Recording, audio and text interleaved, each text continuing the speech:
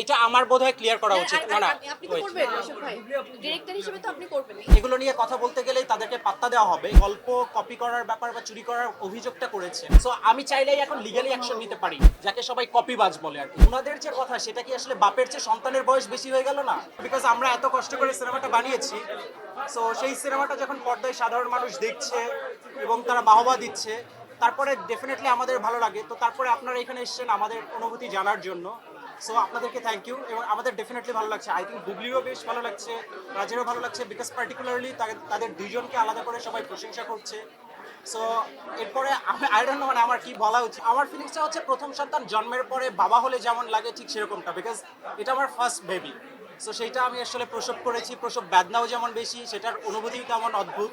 So আমার definitely ভালো লাগছে, বিকজ যখন আমরা ফার্স্ট টিজারটা আপলোড করি, তারপরে যে পরিমাণে আসলে প্রশংসাটা আসে, তখন আমার মনে হয়েছে যে এটা এক ধরনের ভালো লাগা কাজ করবে। ডেফিনেটলি সঙ্গে সঙ্গে আমার প্রেশারটা বাড়ে, বিকজ আমার মনে হয় যে যখন সবাই প্রশংসা করছে, তার মানে এর পরের কন্টেন্ট আমাকে ডেফিনেটলি এর চেয়ে বেটার কিছু করতে হবে। সো সেই ভালো লাগাটা তো আমার আছেই, প্রশংসা পেলে সবারই ভালো লাগে, আমারও লাগছে। সঙ্গে চাপও আছে যে নিশ্চয়ের পরে আমি আরও সিনেমা বানাতে চাই এবং সেটা আমাকে আরও ডেফিনেটলি আরও ভালো বানাতে হবে। আমার টিম মেম্বাররা আমাকে স্ক্রিনশটটা পাঠায়, সো তখন আমি ভেবেছিলাম ইটস ওকে, মানে I should ignore it, because এগুলো নিয়ে কথা বলতে গেলেই তাদেরকে পাত্তা দেওয়া হবে। কিন্তু অদ্ভুত মজার ব্যাপার হচ্ছে যে ভদ্রলোক আসলে গল্প কপি করার ব্যাপার বা চুরি করার অভিযোগটা করেছেন, তিনি হয়তো আসলে টাইমটা কাউন্ট করেন নাই বা ইললজিক্যাল জায়গা থেকে বলছেন। লজিকটা যদি চিন্তা করতেন তাহলে এটা বলতেন না, বিকজ আমার এটা অনুদান 2020-21 অর্থ বছরে, সো তার মানে আমাকে 2020-এ তথ্য মন্ত্রণালয়ে সাবমিট করতে হয়েছে। ওনারা 22-এর শেষের দিকে এসে তারা হচ্ছে যে একটা নাটক আপলোড করে ইউটিউবে। সো এবার আপনাদের কাছে আমার প্রশ্ন, যে ওনাদের যে কথা, সেটা কি আসলে বাপের চেয়ে সন্তানের বয়স বেশি হয়ে গেল না?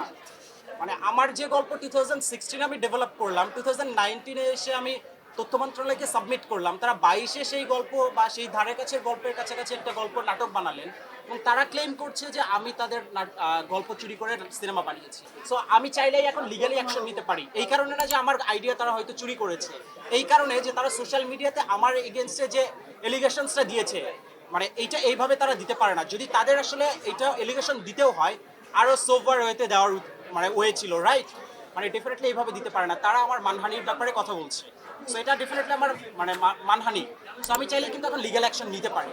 তো আমার মনে হয় যে এটা তাদের ভাবা উচিত। এক গার্ডিয়ান আছে বা পরিচিত আছে, ভাই ব্রাদার আছে, সো তাদের সঙ্গে আমি ফর্মালি এক ধরনের ফোনে কথা বলেছি। সো তারা বলেছে যে তুমি যদি ডিসিশন নাও দেন ওকে, আসো এবং লিগ্যাল অ্যাকশন নাও। যারা অডিয়েন্স দেখছে তারা বেটার বলতে পারবে। আমি যদি বলি যে না, সেটা শুধু আমার সিনেমাকে আমার জাস্টিফাই করা হবে। আমি যদি বলি হ্যাঁ, সেটাও আসলে হয়তো আমার জন্য বলা হবে। আপনাদের কি সিনেমা দেখে মনে হয়েছে যে ওই পার্টিকুলার সিনেমার সঙ্গে কোথাও মিলে যায়?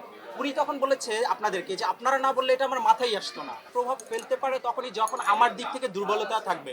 সো আমার মনে হয় যেহেতু আমি যে জিনিসটা করিনি এবং আমি চাইলে এই মুহূর্তেই লিগ্যাল অ্যাকশন নিতে পারি, আমার ডেফিনেটলি কোনো না কোনো অ্যাকশন নেওয়া উচিত। কারণ আমি এর আগে দেখেছি ওই ভদ্রলোকদেরকে অন্য সিনেমার এগেনস্টেও এরকম এলিগেশন আনছে যে ওই সিনেমাটা তার সিনেমার বা তার কোনো গল্পের সঙ্গে মিলে যায় বা কপি করেছে। বরং আমি খুবই ছোট মানুষ, এই ইন্ডাস্ট্রিতে অল্প কদিন ধরে বিলং করছি।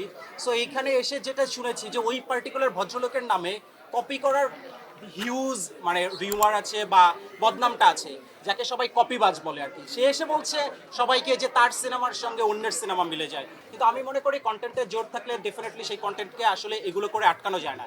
এবং আমার কাছে আর একটা জিনিস মনে হয়েছে যে সামহাও আসলে সিনেমাটা ভালো যাচ্ছে বা আমরা সাধারণ অডিয়েন্সের কাছ থেকে খুব ভালো রেসপন্স পাচ্ছি, সেইটা দেখে কোনো একটা পার্টিকুলার আসলে মহলের ইন্ধনে তারা এটা করছে কিনা, বরং আমার সেটা আসলে মনে হয়েছে এবং সেটা আমি ডেফিনেটলি আসলে খুঁজে দেখতে চাই। এক্স্যাক্টলি, আমি এই যে প্রশ্নটার অপেক্ষায় সেটা ছিলাম। না, এটা আমার বোধহয় ক্লিয়ার করা উচিত। না না, আপনি তো করবেন এসব ভাই, ডিরেক্টর হিসেবে তো আপনি করবেন।